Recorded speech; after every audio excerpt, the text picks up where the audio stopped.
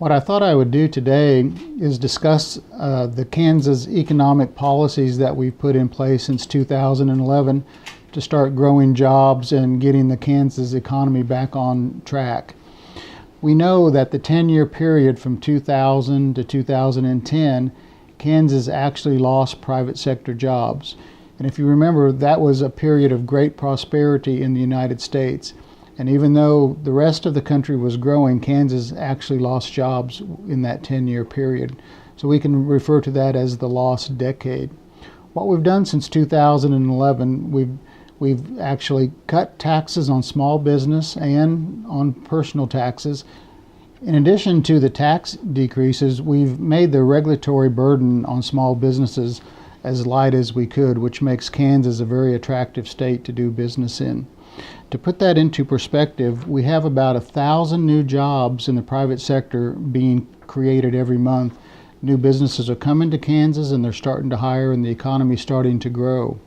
We're also building a workforce for the future. With these new policies, the unemployment rate in Kansas has decreased to 5.1%, and that was from a high of 6.9%. So we're definitely going in the right direction. As far as education goes, we have a huge emphasis on technical education. We think that is where the future job base will really grow in Kansas. And since 2011, these technical education courses have experienced a 75% growth in student enrollment. So we're really pleased with that, and that should be paying dividends as well.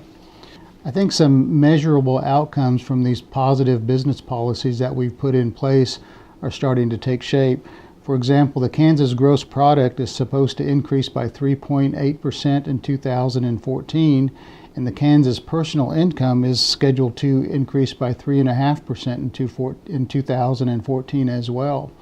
This was basically the result of those business policy changes I was telling you about and the income tax reductions on personal and small business.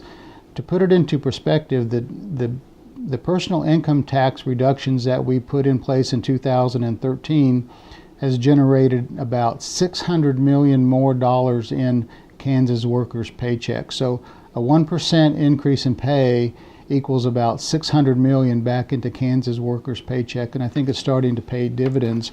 I think in closing, I can just say that Kansas is now rated in the top 10 states to do business and the top 10 states of low cost of living. So I think we're really making some progress on rebuilding the Kansas economy and going forward.